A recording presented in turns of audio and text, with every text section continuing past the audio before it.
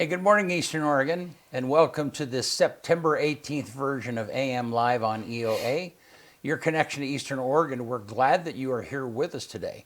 Sorry we're a little bit late, had a few tech issues getting going, but we're glad that you are here with us and that we are here. If you want to find our content, go to EOA.network. That takes you to a link tree where you can find the locations of our YouTube page and Facebook and so on and so forth. Here in just a little bit, we are going to have President of BMCC, Blue Mountain Community College, Mark Browning will be with us. So, how are you, man? Good. Good morning. Good Yeah. morning. Good morning. So first Friday. Yeah. So BC, would you say like what percent of tech issues, which I hate, by the way, that's why I'm not a tech person, are human? Like, was this a human error or was this a computer error? What percent? Just generally? Yeah. Yeah. 50-50? Yeah, probably. Is that about right? Yeah, I mean, in our operation. Yeah. I mean, that's probably pretty standard. Yeah. You know what I mean? Like, I would imagine, like, I was wondering that one, like, is it? Well, I take it back. I guess it kind of depends on, like on the morning show, when we use the same equipment and the same setup and everything. Very rarely human. No, not very. Right. Yeah, very. I mean, we'll miss things here and there, but when there's a major glitch, and that's yeah. Do you think that companies that make all this stuff do it on purpose? No. You don't think they like say like a computer program, right? You don't think they like throw something in there that makes it to where you have to? No. No. I was thinking about that the other day. I kind of feel like maybe they do. I mean, there certainly might be some of that, Yeah. So, but that's super advanced. I mean, you take like a QuickBooks. QuickBooks is made by Intuit. That's the Excel document, or is it a Well, whole? that's what we use for our business, and a lot of businesses use. Yeah. To keep track of money, right? Okay. Yeah. I mean, they're gigantic, Yeah, and tons of businesses use QuickBooks. yeah. But what they will do is, if you have an outdated version, they'll just turn off certain functions. Oh yeah, that would piss me off. I know. Well, you hear me in here cussing at the computer all the time. Like or we see that with Adobe. Yeah, we have a love-hate relationship with them. Adobe drives me. That email where it tells me that it's gonna change my password, that one really pisses me off. Yeah. Like, why would you change? Why would you give me a new password because you think that somebody else, that I'm sharing my account with somebody else? No. Well, guess what? I am. Yeah. But it's right here in the same office. Yeah. No. There's an email that there's with our Microsoft Office account. It's called 360. Anyhow, they force you to change your email like once every 90 days. Oh no, man! I wish in the worst way, if I could find the right person to email, I'd go like, who works for who here? Yeah, no, that's crazy, man. Yeah. You mean change your password every 90 days? Yeah, and it has to be unique every time. Yeah. Do you run out of passwords eventually, or like what? You have to start. I mean, it's hard enough to keep track of passwords as it is. Yeah. I honestly now I just have my phone do it. Like it. Well, here's where they're all going, and this is all because of security breaches and stuff. Most of these companies are wanting you to have an authenticator.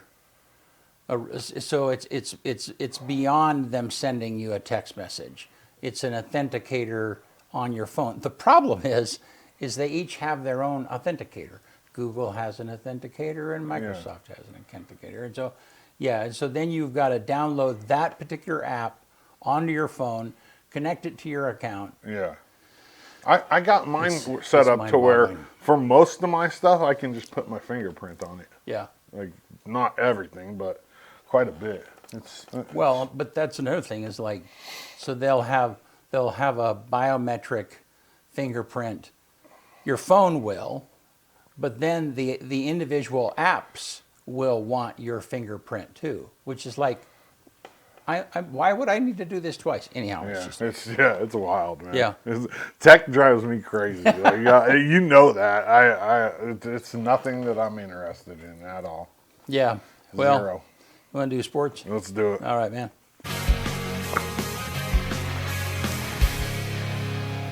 AM Sports Report brought to you by Northwest Furniture and Mattress. The Stearns and Foster Luxe Hybrid mattresses are stylish and comfortable, all by design. From every hand-stitched seam to the IntelliFlex hybrid coils, this mattress is crafted for ultimate comfort and support. Learn more at Northwest Furniture and Mattress in LeGrand. Big Red Rocking Chair on Elm, off Adams. The polls came out yesterday, and the undefeated Mountie volleyball team is the unanimous #1 team in the country. 4 CCC teams in the top 25, 3 receiving votes. That's a total of 7 CCC teams getting national recognition right now. That's crazy. This conference is so good. This weekend, the Mounties host Bushnell at 6 p.m. on Friday night, and then Saturday is the matchup everyone has been waiting for as #3 Corbin comes to town for what is no doubtedly going to be a banger of a game. I mean, this is a huge game. Corbin and EOU, bad blood. Well, maybe not bad blood, but they don't like each other, and they beat up on each other. Corbin's won the CC a couple times in the CCC a couple times in the past 5 years. EOU's won it, and the energy in Quinn for this game is a different level. If you have never experienced it, get up there at 5 o'clock on Saturday, and you'll see what I'm talking about. It's crazy.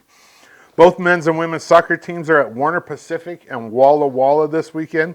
The men's team is finally getting a little bit of recognition on a national level by receiving a few votes in the latest national poll, which is what they deserve. This comes after the Mounties knocked off top 25 Westcliff on the road and are yet to lose a game. EOU football is at home again this weekend as they host Frontier Conference newcomer Valley City State University. That's a doozy to say, Valley City State University. What a name. This is a non-conference game for the Mounties as VCSU is on the other side of the recently expanded Frontier Conference. It's a big game for the Mounties. They're 1-1 right now. I want to say this is a must-win for them. They got a tough schedule coming up, and I think to try to make it to this national tournament for football, they're going to need these non-con games as wins because their conference schedule is tough. LHS girls volleyball is on the road at 6 p.m. tonight in Nissa. Girls soccer goes to Fruitland on Saturday for a 4 p.m. Mountain Time kickoff, and LHS boys soccer goes to Umatilla tomorrow night at 6. Why the high school schedules soccer games at the same time as football games? It drives me crazy because I think every kid should be supporting the other teams. Like, schedule that thing at 4. You know what I mean? Or just, yeah. LHS football is at home versus Burns tomorrow night at 6 p.m. Burns is the #1 team in the state at the 3A level and the defending 3A state champions. This is going to be a tough game for the Tigers coming off of a loss last week to Tillamook. That game will be live streamed right here on the EOA Live network. We are still looking for businesses to advertise during these games, so if you're interested, message us or email office@eoalive.tv. Around the GOL Baker, the game has been moved to Saturday at 5 p.m. in Baker versus Vale, and that'll be live streamed right here on the EO Live network as well. Ontario goes to Ashland, Pendleton goes to Weiser, and the Dowls host Philomath. And for football around the valley, Imbler goes to Echo for a 7 p.m. kickoff tomorrow night. Union is at DeSales and Walla Walla. Cove is at Lyle. Elgin is at Duffer, and Powder Valley hosts Riverside. All of those games kick off at 7 p.m. tomorrow night. AM Sports Report brought to you by Northwest Furniture and Mattress. Go check out their showroom. The Daggett family does a lot for this community, and I mean they're awesome, and they want to make you comfortable in your own home. Good stuff, man. Thanks.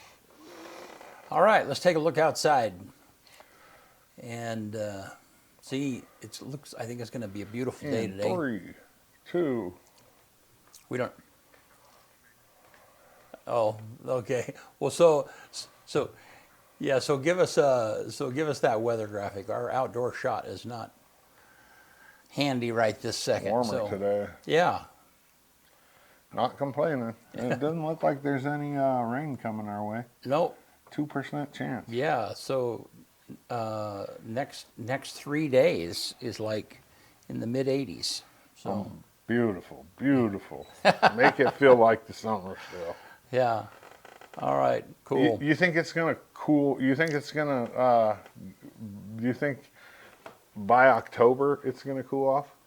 Oh, I think so. Yeah. I mean, hope it already has that fall feeling. See, So- I don't really feel fall. Like Yeah. I judge it by the trees, and the trees haven't. They haven't turned. Yeah. It doesn't look like it. I mean, maybe Yeah. a little bit, but Yeah. All righty. Well, hey, we're going to take a quick break, and we will be back with Mark Browning, President of BMCC.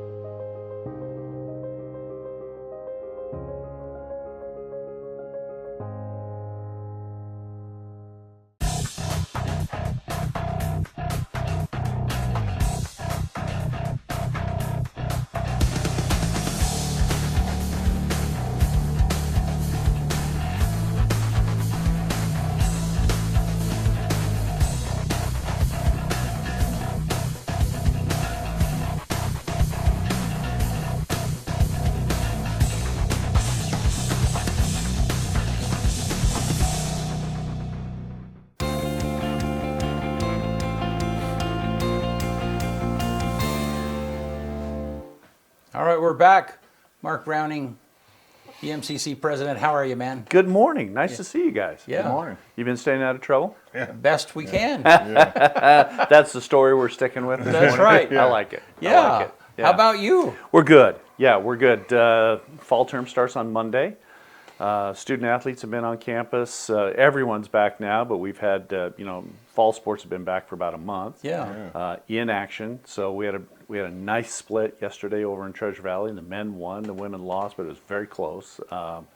And that's a good program over there. So we're really proud of that. So volleyball's underway. They're playing hard. They're building. We're coming back. So we're not at the level of the Mounties, but we're aspirational. Yeah. So we're Does BMCC have cross country? we don't. No I'd like to. cross-country? Yeah, that's something that I could see in our future. Yeah. Yeah, I think it's a good outlet. Very popular in this area. Too, Well, I like- think in this area, I think you're absolutely right. Yeah, and it's a good possibility. From our perspective, we could add that. The facilities are not an issue, so you got to be able to cover your travel.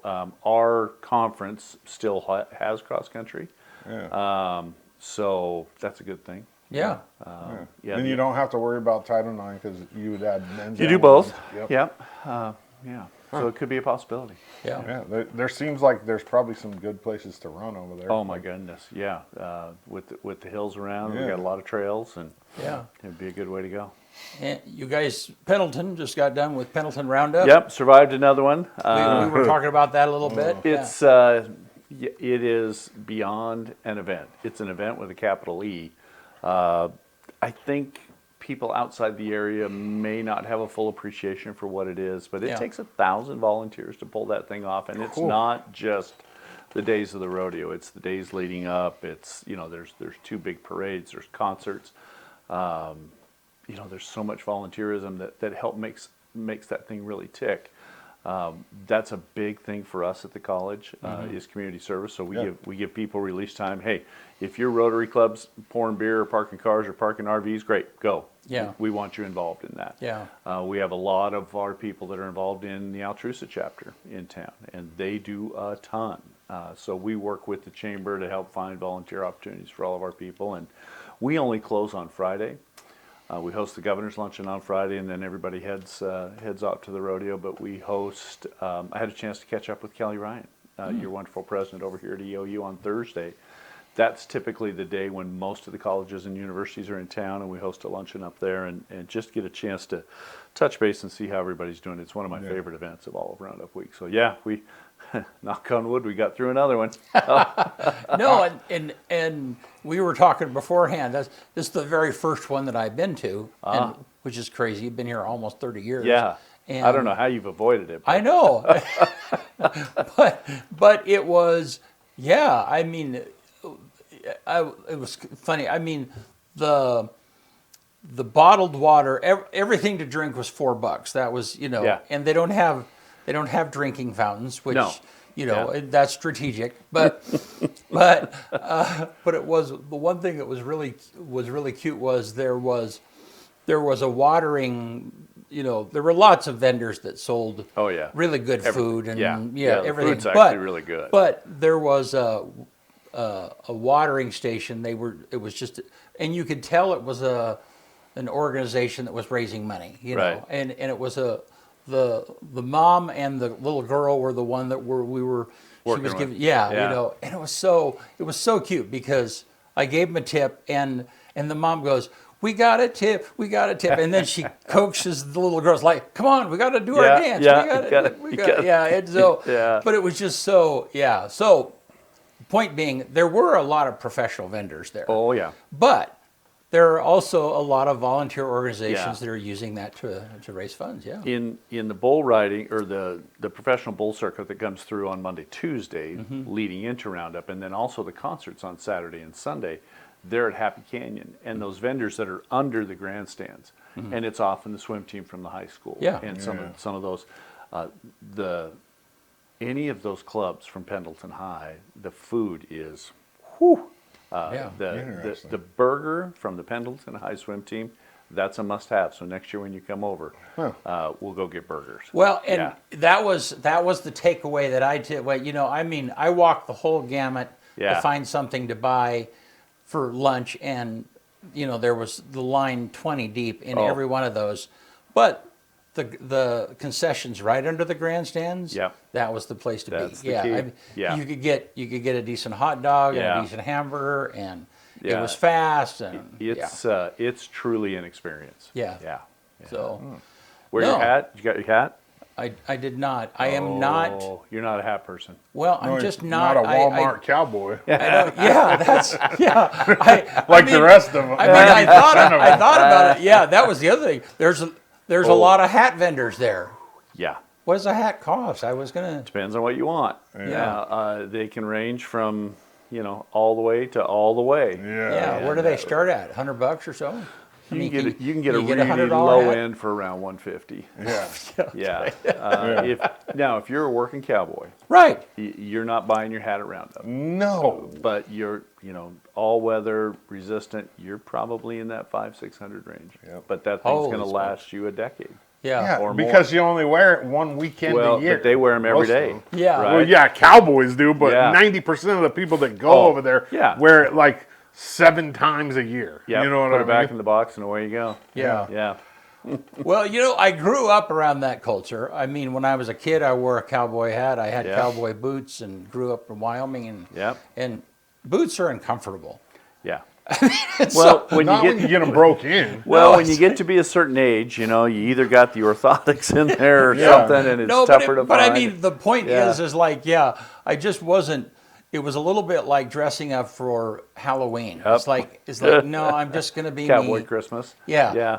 I just whoever It's I been am. described as Cowboy Mardi Gras sometimes. I had a legit Western person tell me, you want to know who the real cowboys are? Find the people who are wearing comfortable shoes. Yeah, for real. So, Yeah. I hear you. Well, it's funny. We did a little rodeo thing not too long ago, before the rodeos here, and the cowboy who legitimately was a cowboy, he was just wearing a Baseball cap. A baseball cap. Yeah. So, I have a nice straw hat that I wear when I'm camping. just to keep the sun off me. Yeah. You know, because that's what we do at this age. That's right. I mean, when I used to come over, I used to come every summer as Yeah. a kid. So my aunt and uncle have a farm here out on Hunter, and so I got kind of used to like the summer times. I got a picture of me in cowboy boots, a bolo tie. Oh, there you go. And a I love a cowboy good hat bolo when tie. I'm like Yeah. 7 years old, I think. Yeah. That'd be a And good I photo. mutton busted when I was a kid too. So I mean, I got a little cowboy in me. Well, I'd like to see some I've bucked video a lot of that. bales, so I mean that See, now that's the legit. built Yeah. a lot of fences. Yeah, Yeah. I've thrown my share of bales. Oh yeah, that'll get you. That's a good summer job for high school athletes, man. I That'll love get those you memes that ripped say, up you know, quick.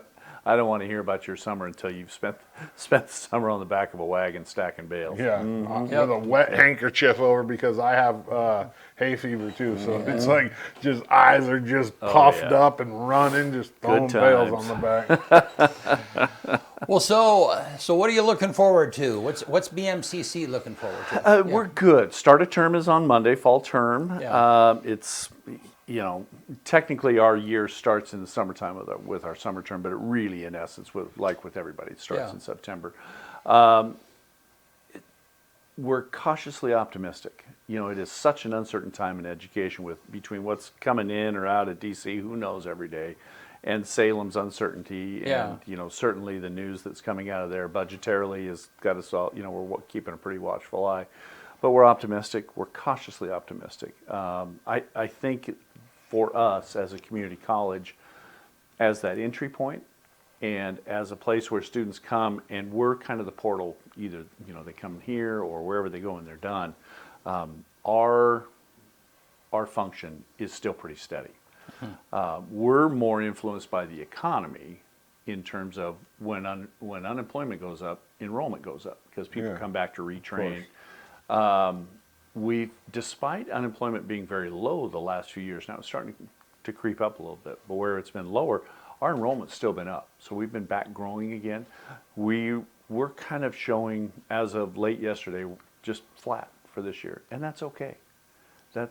We can do that. We're Yeah. going to be all right. So, you know, there are certain fields that are still growing. Others are constricting a little bit. The uncertainty, I think, for many people, they're just not sure what's happening in the public sector. You know, I thought we got rid of the Department of Education. Well, there was a directive, but it's still in existence. We're still turning in reports and processing financial aid and doing all those things. So that chaos that's coming out of the narrative from the federal side is certainly having an impact.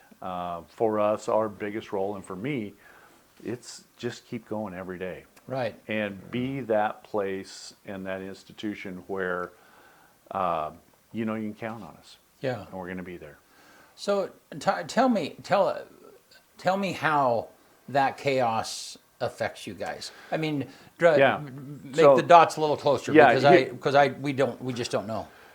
The amount of uncertainty with certain funding streams. For example, TRIO. TRIO is a program that has helped millions of students that come into higher education that need, they just need a little help, be it tutoring, helping to get, understanding how to navigate to register for a class. Okay.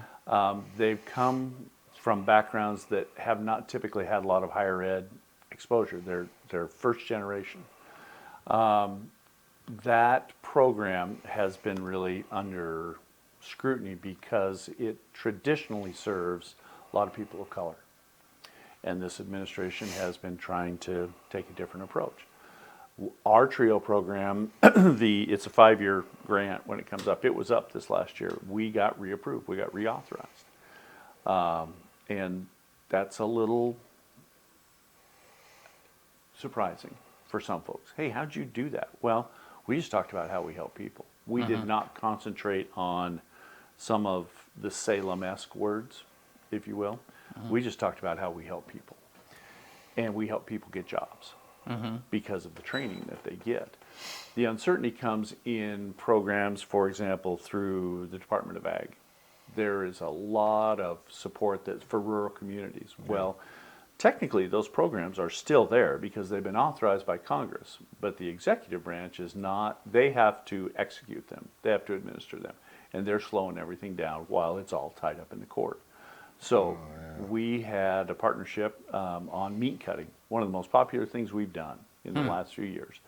We don't know if we're going to be able to do that again after this program's done. Now, we've got enough for the next 2 years, but in year 3, we don't know what's going to happen. Processing of financial aid. Students that come in either on Pell Grants or take loans, it's just a slower time to process. Huh. So so if you're a college student and when you apply, Earlier it's you taking apply. longer to find out if you Yeah. what you're getting? You know, and last year, well, and over the last 5 years, FAFSA, you know, the free application for federal student aid has been a disaster. Really? I mean, you know, the feds just, they tripped over it every possible way they could. It is, and that's both administrations, right? I'm not picking on one or the other. Right. They both messed That's it up. government just doing a bad job at it. Yep. Exactly. And one points a finger at the other, and in the meantime, the poor student's the one who's really Right. missing out. Yeah. My advice is do it early. Get there and get in line early because it's going to take some time. Yeah. The upside for us and for people like EOU and others is we have wonderful foundations who are stepping in to help students. And that's what we do out here, right? We take care of each other. So that slows down. Getting new programs approved through the Department of Ed is incredibly slow right now. Part of it is there's just not, you know, yes, they reinstated everybody, but they came in, they wiped half or 3/4 of them out and said, you're gone, you're fired, right? You're fired.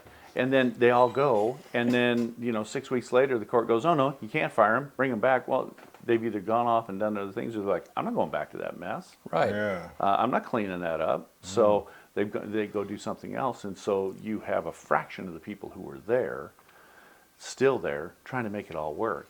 And it's a tough go back there. I sit on a national commission for small and rural schools within the community colleges. There's about a dozen of us from around the country, and our meeting is in November. And the stories we're getting in some of the reports that are coming in early, it's some heroic efforts by people just to try to hold the thing together. It's pretty wild. Back to the FAFSA for a minute. You said the process has gotten. Don't like 60% of all college students? Everybody, unless you just come in and write a check or hand over the greenbacks, you got to fill out the FAFSA. That's the portal for everything.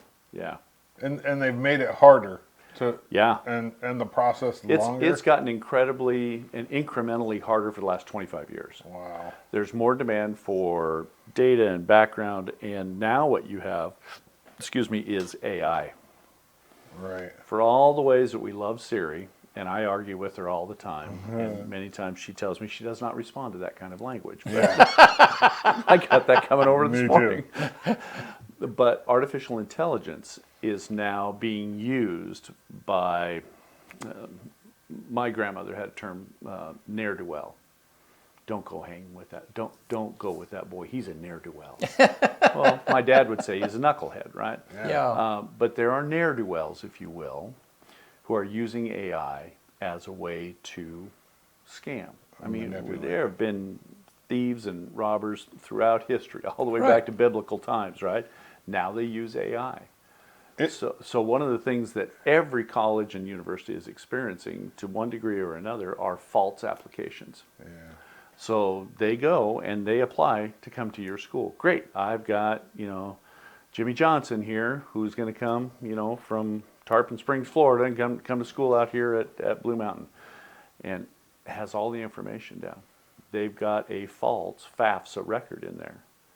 Their intent is to get in and receive financial aid, because then they're in the system. That worm is in the system, and then they can go from there.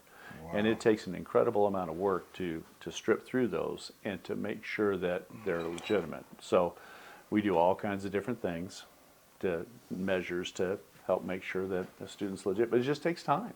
Yeah. And so it slows everything down. If we're a smaller school, but if we're not a 1A, but we're like a small 2A, right, in the scheme of things. And if we get 200 applications overnight, wow, that was busy. 125 of them will be false.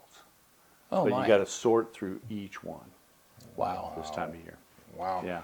That reminds me when I first went to college, I applied for financial aid. Yeah. And somebody was already pulling financial aid with my social security number. Yeah. Yeah, it used to be that's how they do it. They would replicate numbers Yeah, and they- you know, steal identity. Well, this is just another form of identity theft. Because if they can take student loans in your name, that's identity theft. Yeah, absolutely. It's tough. Yeah. So it's funny. I was at the OTEC Power Summit yesterday. Yeah. And there was of course a lot of conversation about AI, but one of the keynote speakers, she described it the best. She said, you have to remember that AI is like a 5-year-old who wants to please you. And if you great tell way a to put 5-year-old to go play, there's going to be chaos. That's right. But if and she was talking about Yeah. the kind of prompts and when you Yep. use it That's exactly it. appropriately. What Yeah. you feed it, it will give you back. I was Yeah. having a conversation with somebody on our campus yesterday. We were talking about the difference in their AI versus my AI and what I use it for. And sometimes I log in, sometimes I don't. Well, the algorithm that it develops based on what I put into it for inputs and it gets back is different based on all those things. Yeah. And so you'll have people across campus saying, well, I put my presentation into AI and it came back and it looked like nonsense. Well, you haven't been feeding it that in the past. Right, yeah. Yeah, you've asked this 5-year-old to do your tax return, Exactly. right? Right. But you have to feed it and grow it. And I think that's the challenge for all of us, whether we're a consumer, whether we're in education. How do we use this for the most productive means possible without letting it drive us and we continue to have some measure of control over it? Yeah. The conversations of, well, students are going to use AI, that was 10 years ago. Most of us were kind of peeking up around 5 years ago going, we got to look at this. It was way beyond that. There's counter AI programming that will tell you how much of Absolutely. this was artificially generated. Yep. The challenge for faculty now is how do I integrate that into my curriculum and my lesson plans productively? Because I know my students are going to use it. Yeah. I mean, we were having a conversation about cell phones 15 years ago. Right. Yeah. Yeah. And some places figured it out, others haven't. Now in Oregon, allegedly they're banned in the high schools. I'm kind They of are. curious to see how that's going. Yeah, I haven't heard. At our level, it's a tool. Yeah. So Right. You don't even have to have a scientific calculator no, anymore. You just have in your figure it pocket. out, right? Just figure out how to use that. And that's the challenge with AI. How do we use that in this discipline productively? Because it is, I've been to a couple of these. I was unable to go yesterday. We had events on campus, but I really want to go to that summit. But it is, one of the common themes I've heard over the last 2 years is your job will not be replaced by AI. AI won't sit here and host this morning television program. But 10 years from now, someone who is extremely skilled will probably figure out a way to do it better than the person who can't. Right. So it is a tool, Right. right? I mean, remember when we went to cordless tools? Oh, you just pop a battery in and away you go. Oh, You yeah, don't yeah, have to yeah. plug it and string the don't have to have an electrical outlet. cord and, it comes unplugged and all this and that. Well, look what we have now. I mean, we've gone from, you could drill about three screws into a deck and then you had to recharge. Well, now, my goodness, Well, yeah, and- lightweight, 40 volt impact, away you go.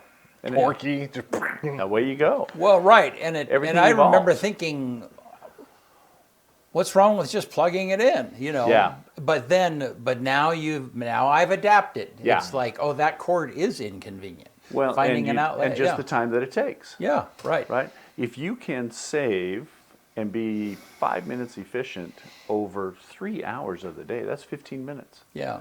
What might you be able to, and it's not that you got to have your nose into it.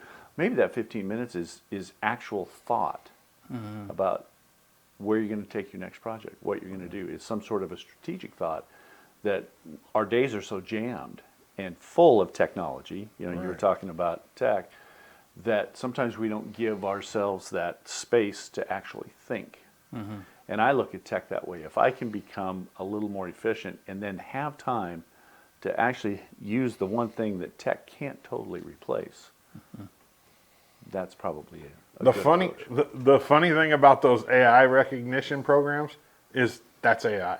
Yeah. Oh, yeah. It's AI I recognizing know. AI. AI on AI So crime, it's- right? Yeah. He's like, Yeah. "No, I'm going to use an AI program I to know. tell me if the paper that you wrote is AI Yeah. or not." Isn't that the truth? Yeah.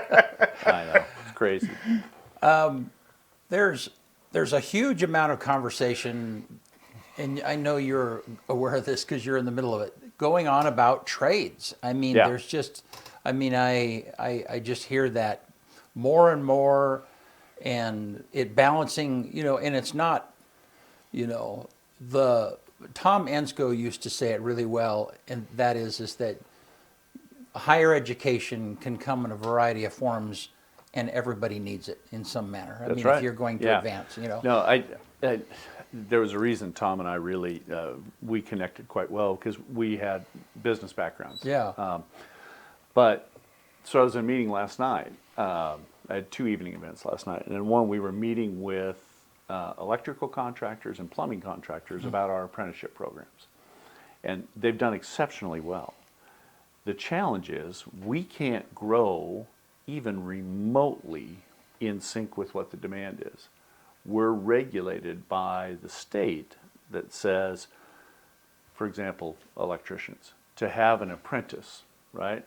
Right, you want to go become you want to become a journeyman electrician. Well, that's a 4-year program. It's X number of hours of classroom, and it's I think 8,000 hours of on the job, right? So you're working all day for 4 years, plus taking classes. It's a 1-to-1 ratio. You have to be paired with a journeyman. Okay, makes sense, right? This is the on-the-job training, hands-on module that works. Can't be 2 of you. Both of you can't go. It's only 1-to-1. Could we move that to 1.5, right? So 3 of us are now being supervised by 2 journeymen. Yeah. Would that be realistic? We can't get the state to move. I'm going to look right at you. Salem, you got to fix this. Yeah. I'm not kidding. This Yeah. is holding us back. Yeah. There are a variety of, and I'm not going to say reasons, I'm just going to flat out say excuses, Yeah.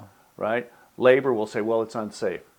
I'm going to say BS because states all around us are doing it. Right. And that's we're getting thumped. that over was here. what I mean, is that a union thing? Yeah, Is that, absolutely. Yeah. Yeah, we're getting thumped on that. Now, safety is a huge concern, right? You don't want people being injured on the job site. But you don't have to jump to 5-to-1. Could we go 2-to-1? Can we go 3-to-2? Yeah. Because we are losing opportunities here. Our businesses and industries are losing opportunities because we can't meet the need. And trades are a huge part of that. I've been using the term more training and skill versus higher education. Learning is learning is learning. Tom is exactly right. Yeah. What you learn is skill acquisition. Now, that might be understanding the principles of accounting on your way to a CPA. Yeah. It might be understanding constitutional law on your way to being an attorney. It might be understanding biology and physiology on your way to becoming a nurse or something in the medical community. It may be understanding the principles of line-fed welding. It might be how does circuitry work within the electrician field, right? So it's all training. Yeah. It's all education. But the trades exceptionally, I get a little wound up because we are hurting ourselves Yeah. because we are so beholden to the way that it's always been.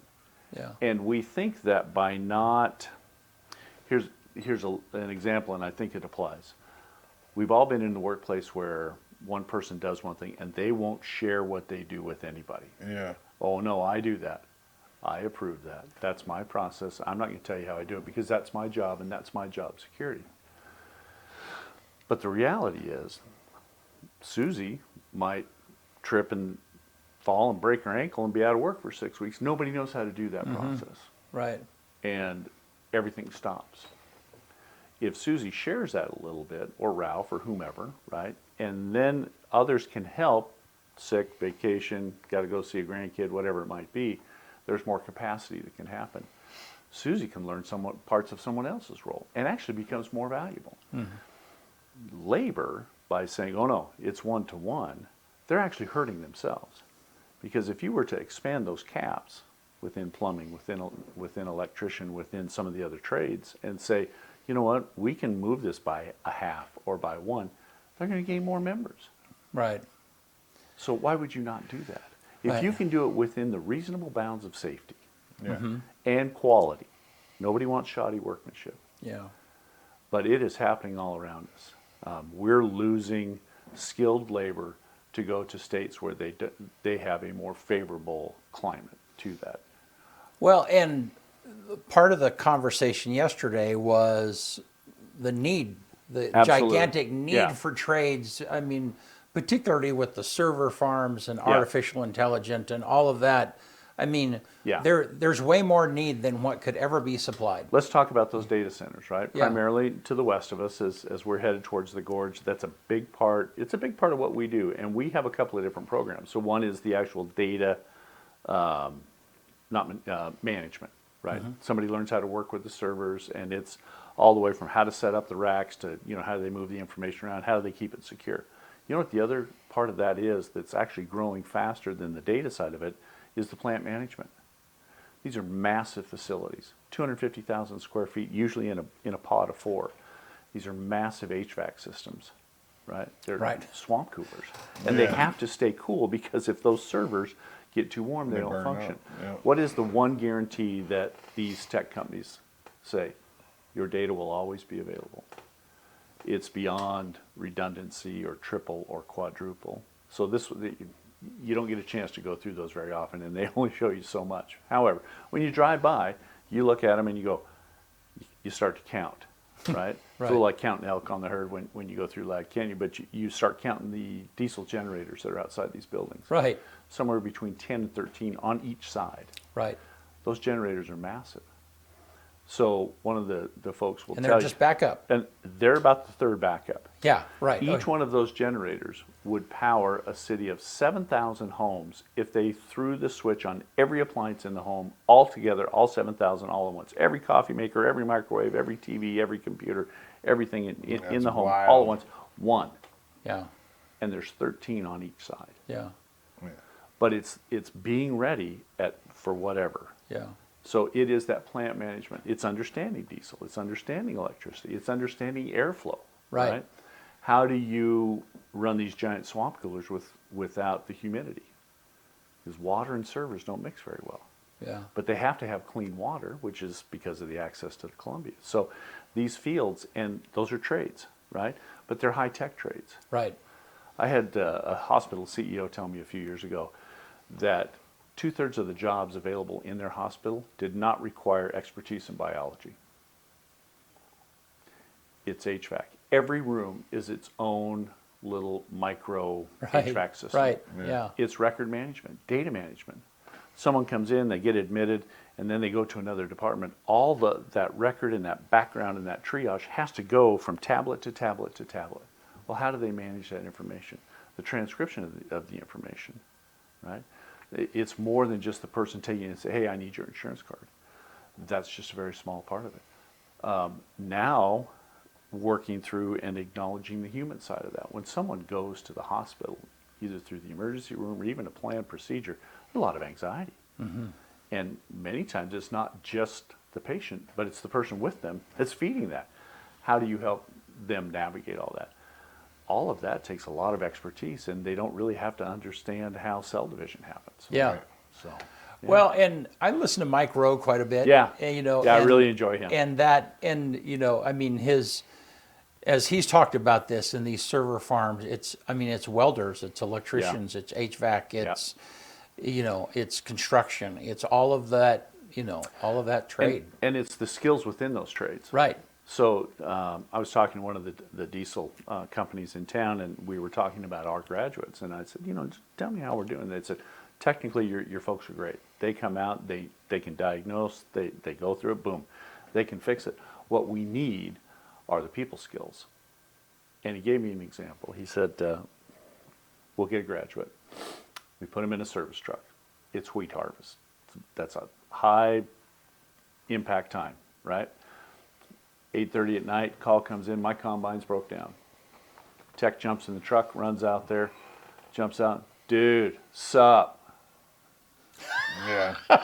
And here's the 60-something farmer going, and the tech pulls out the phone and starts diagnosing it, and then text him an emoji, lay it, and they leave.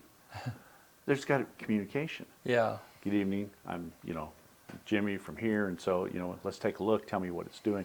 All the time they're diagnosing, but it is that interaction with the customer. Well, the tech can diagnose it like that and say, you need this, peaker valve, and I've got that, or I'll run back and get it, or we'll have it flown in, or whatever. But being able to communicate with them without, Right. in a way that they can bridge that gap, in a way that both understand, because the tech has to understand this is a $600,000 machine that's shut down. Weather's coming, right? The price is falling. And if I don't get it done in the next X number of days, my crop literally shatters and falls on the ground. I have nothing. Yeah. I mean, you used to learn that skill in high school, Yeah. like communication and being able to communicate and Yeah. and knowing the difference between talking to your buddy and to an elderly, or Yeah. talking to your buddy and a professional. You already knew that Yeah. before college, like for my generation anyways. We communicate more now than ever. I mean, we have more platforms, we have more ways to express ourselves, and I think we're less effective than we've ever been as a humanity. Yeah. Because we really don't always, I don't really know what drip means other than my faucet. I'm a 63-year-old baby boomer. I don't get what the drip is. My kids and my grandkids will tell me at some point when they're done laughing at me. I mean, your shirt's a little drippy. It, See, I didn't know dripping was a word. Brett and I are going, what? But my point being is that, we text, we post, we listen to videos and reels and YouTubes, and, and all that it's all communication, but yet I think we're connecting less than we ever have. Mm-hmm. We don't sit down and have conversations very often to where we understand. And understanding from a 63-year-old's point of view, how do I connect with an 18-year-old or a 35-year-old or, and those are the challenges that I think, and can AI solve that for us? No, but it can help us. And that's where I think developing skills, and that's why training after high school.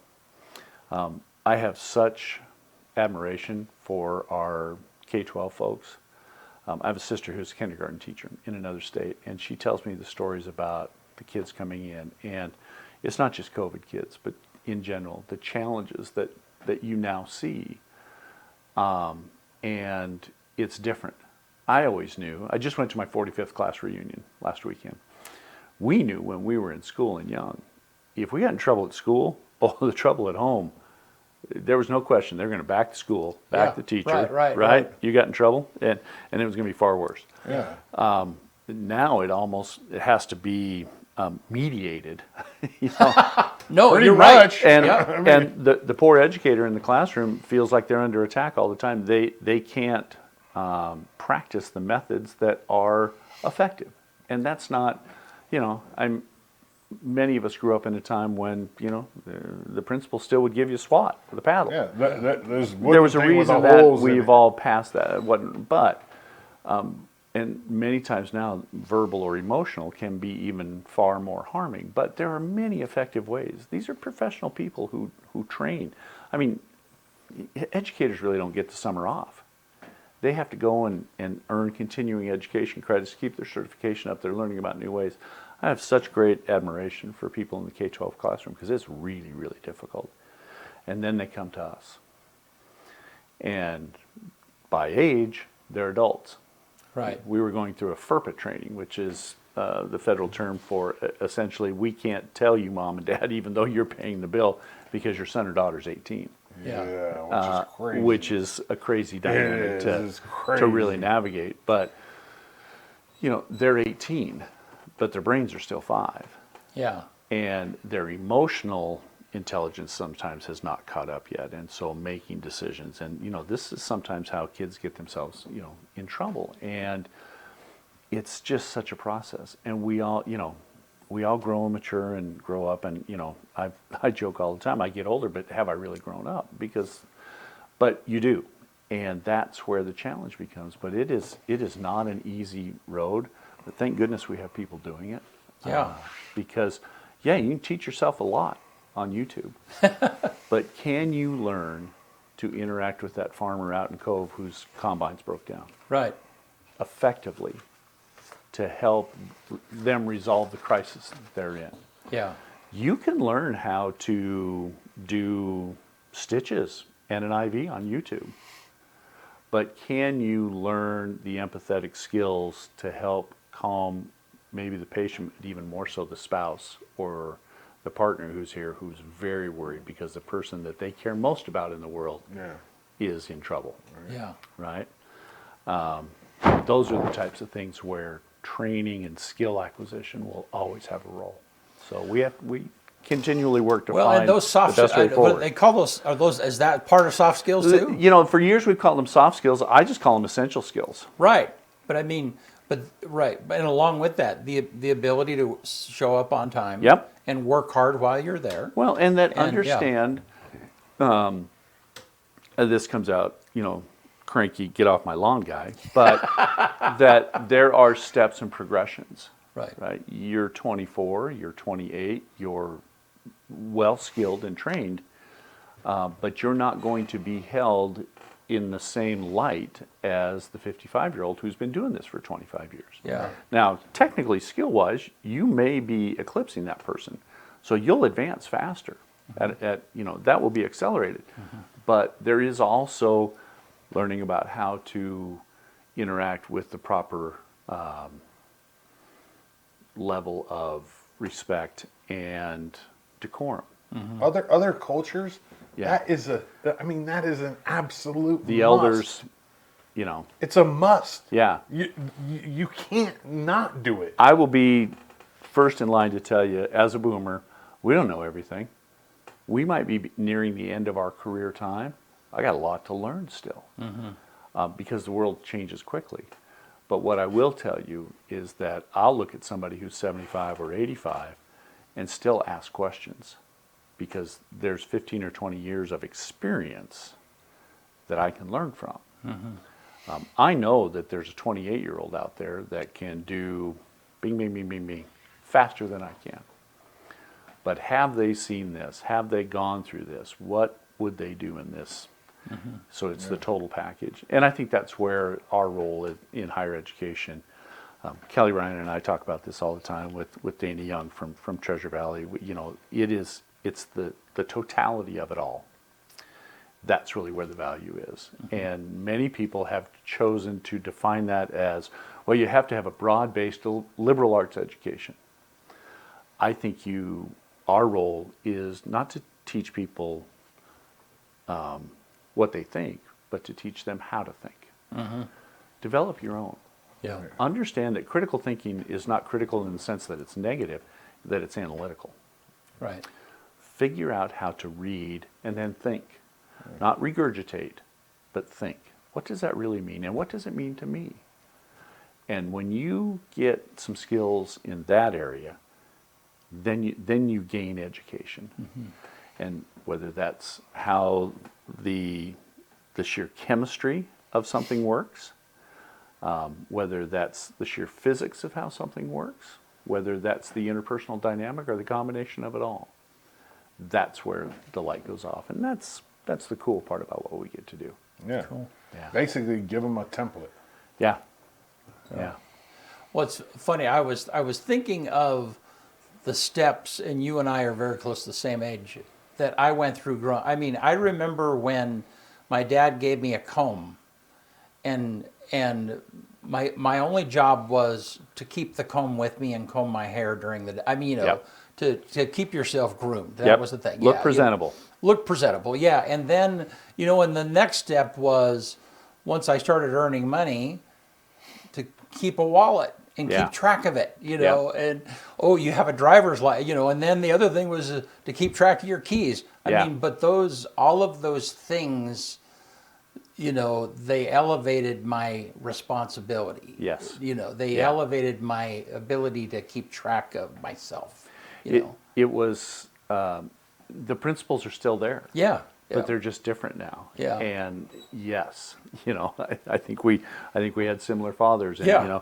don't leave the house looking like you just rolled out of the barn. Right. Well, I was just in the barn doing chores. Yeah. Right. Run the comb through your hair. Go Right. wash Because your there'll face. be a time when you won't have hair to run a comb through. So Yeah. be grateful for that. Yeah. Right. But it is teaching those platforms of personal responsibility. Right. Yeah. I will be here.